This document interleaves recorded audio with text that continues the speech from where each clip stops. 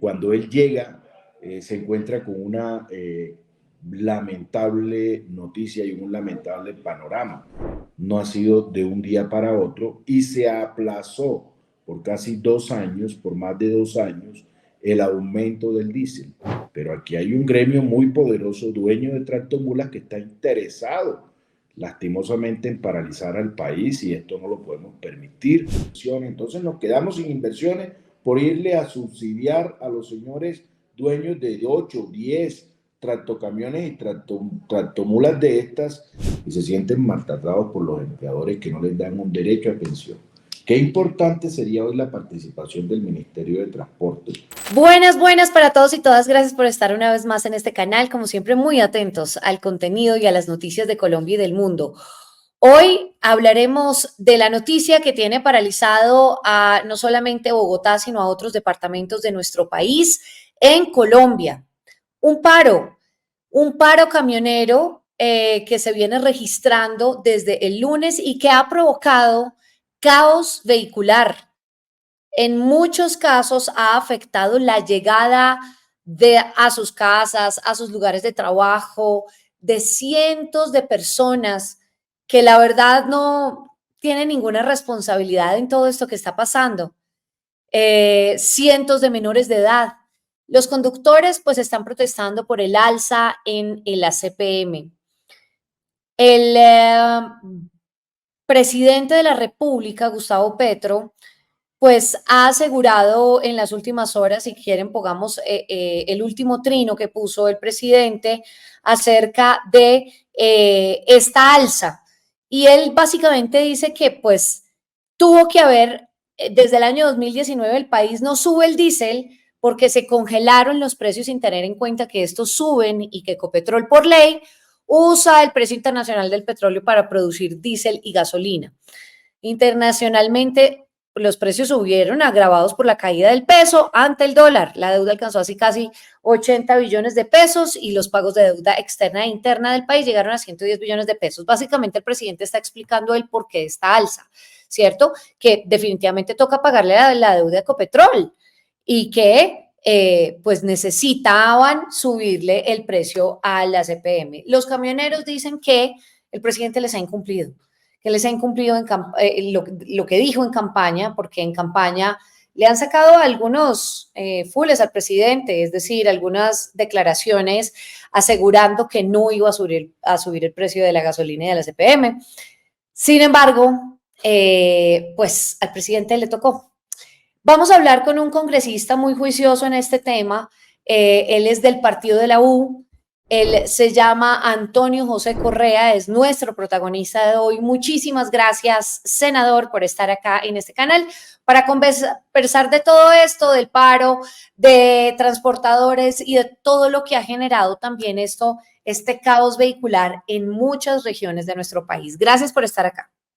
Muchísimas gracias a ti, María Camila, por darme la oportunidad de estar acá en este tan importante programa, con una amplia audiencia, y de verdad que felicitaciones. Lo primero, decir que sí, que es un tema muy impopular, es un tema que es una pela muy grande que el presidente de la República se está dando, y por supuesto se está dando porque una cosa era cuando él no conocía el estado en que le iban a entregar el gobierno anterior, la cosa fiscal, el manejo presupuestal y el manejo financiero. Dentro de una cosa era en campaña, por supuesto, él tenía el firme compromiso de no aumentar y de no desmontar estos subsidios del Fondo de Estabilización Petrolera que llevan, cuando él llega, se encuentra con una lamentable noticia y un lamentable panorama. Resulta que desde el 1 de enero del 2020 no se realizaban ajustes a ese subsidio, lo que generó un déficit de 58 billones de pesos, óigase bien, 58 billones de pesos que si no se mira hoy seriamente, con responsabilidad fiscal, con responsabilidad financiera, y como presidente de la República, ordenador del gasto y administrador de nuestras finanzas, podríamos no solamente repercutir en temas sociales como lo son tener escuelas, tener educación, tener vías terciarias para verdaderamente abaratar los costos de la comida en nuestro país y, por supuesto, lo que también repercutiría, que no solamente un tema social, sino también un tema de una empresa mayoritariamente estatal, que es de todos los colombianos, como lo es Ecopetrol, al cual se le tiene un déficit muy alto y que podríamos decir que ahí sí podríamos estar acabando a Ecopetrol con este déficit tan importante. Entonces, ¿qué toca, hombre? Se ha hecho un análisis, se ha venido paulatinamente aumentando la gasolina, no ha sido de un día para otro, y se aplazó por casi 2 años, por más de 2 años, el aumento del diésel. Esto hasta donde más pudo estirarlo el gobierno del presidente Petro. Ahora, Buenas. Paso por acá para darles una pausa y decirles que se suscriban rápidamente acá. Clic, suscríbanse. aquí hay que decirle una verdad al país de quiénes son hoy el negocio del transporte en nuestro país. Por supuesto, esto no va para la clase media trabajadora ni para la clase obrera. El pequeño y mediano transportador puede poseer entre 1 y 2 camiones o una tractomula, pero aquí hay un gremio muy poderoso, dueño de tractomulas, que está interesado lastimosamente en paralizar al país y esto no lo podemos permitir porque es una medida seria de responsabilidad fiscal y por supuesto, si existiesen argumentos, muchos de la oposición o quienes podrían utilizar de frente esta estrategia para desenfocar, para volver impopular al gobierno, ya lo estarían haciendo. Hoy se está haciendo esta campaña a través del gremio de los camioneros, que es un gremio muy poderoso. Habría que preguntarse cuáles son los representantes de este gremio y cuántas tractocamiones o tractomulas pueden tener y que no representan a ese pequeño y mediano transportador. Por supuesto que se genera un caos en el país, por supuesto que se genera unas situaciones de orden en el transporte, en los alimentos, pero para eso están nuestras fuerzas policivas, nuestras fuerzas militares, para que en la medida el bienestar general no sea afectado por el bienestar particular de Sí. unos dueños.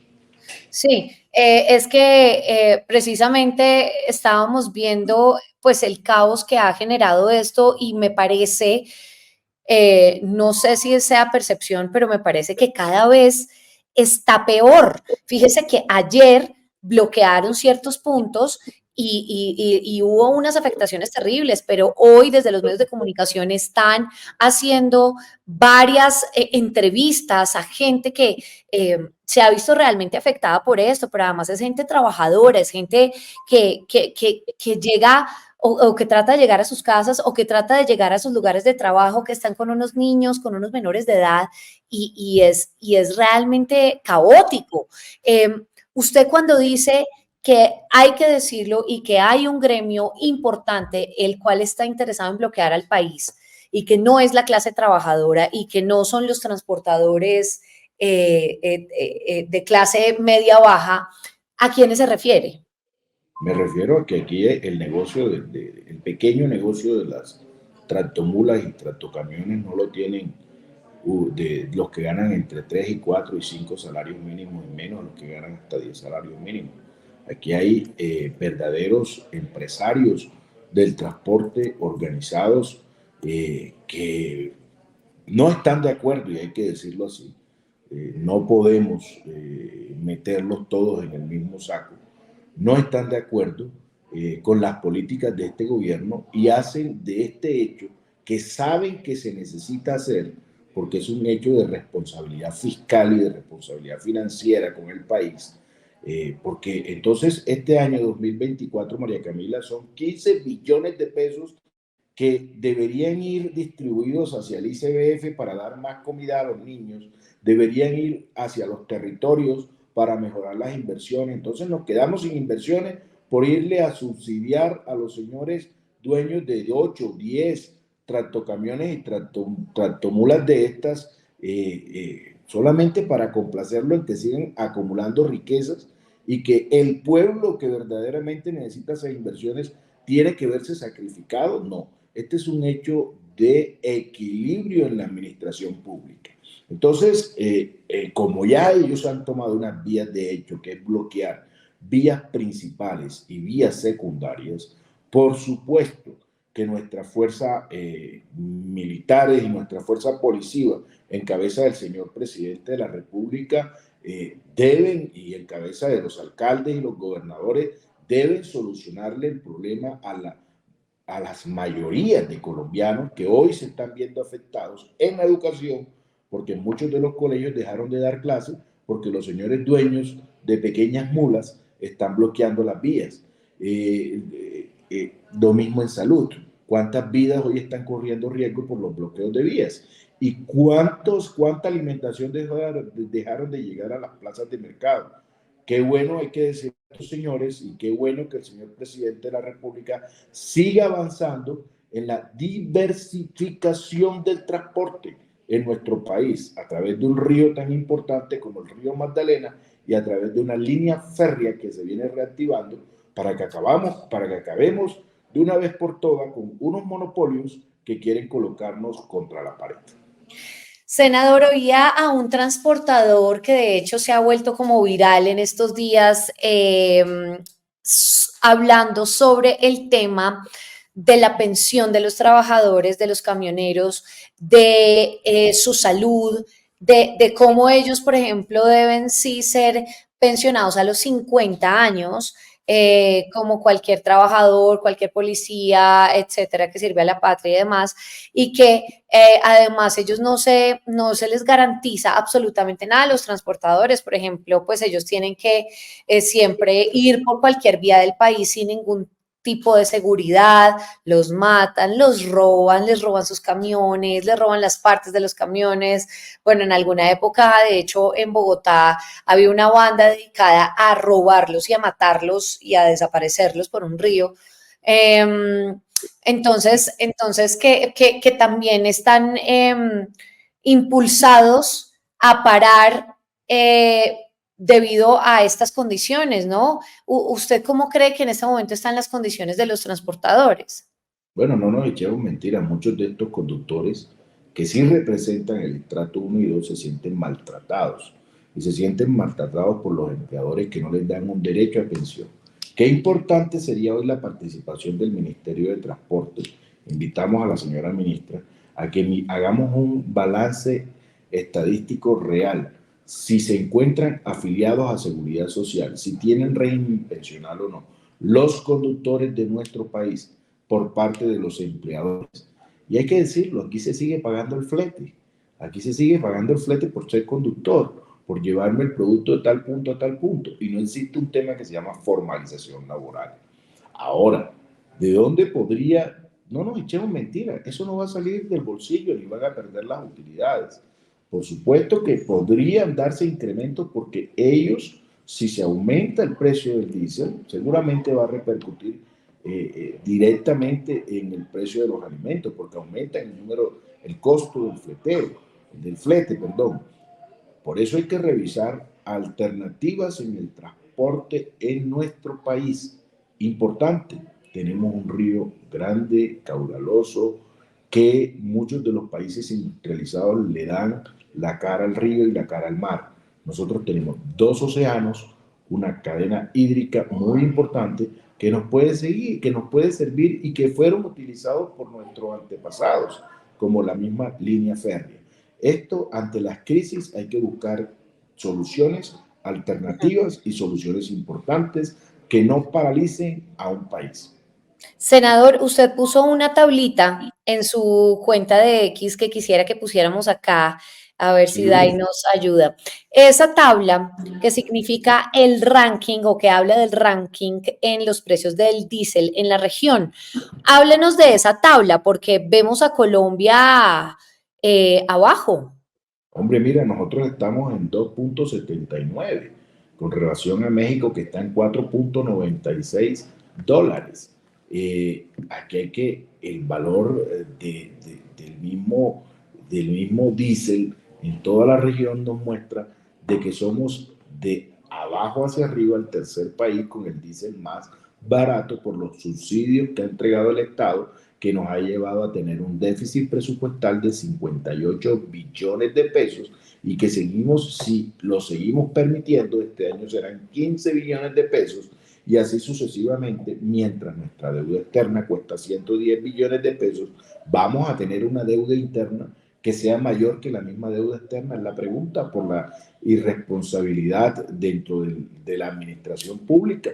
No podemos llegar allá. Ahora, no entendemos las razones por las que Duque no hizo estas medidas en su momento. Él debió pensar con la realidad y no tirar a la piñata del FOME tantos recursos y a la piñata de la Unidad de Gestión del Riesgo tantos recursos y tantos recursos que se han perdido en una época en donde se requerían inversiones, pero con planificación, con verdadera estrategia. Y es lo que vamos a mostrar en nuestro debate de lo que tiene que ver no solamente con la salud en la época del COVID, sino con el despilfarro de las regalías y de los CAPAS que han podido ser utilizadas para el saneamiento. Este gobierno ha sacrificado inversiones en estos 2 años en las regiones por seguir estabilizando el precio del petróleo.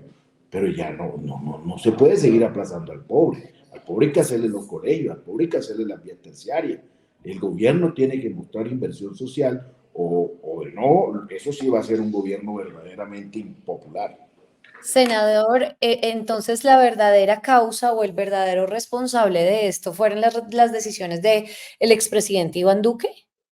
Por supuesto, desde el 1 de enero del 2020 no se tomaron medidas necesarias que apretaran el cinturón y que dieran ejemplo de disminuir el déficit de este subsidio a través de lo que se estaba otorgando en los subsidios, y creemos de que esto es un hecho relevante e importante.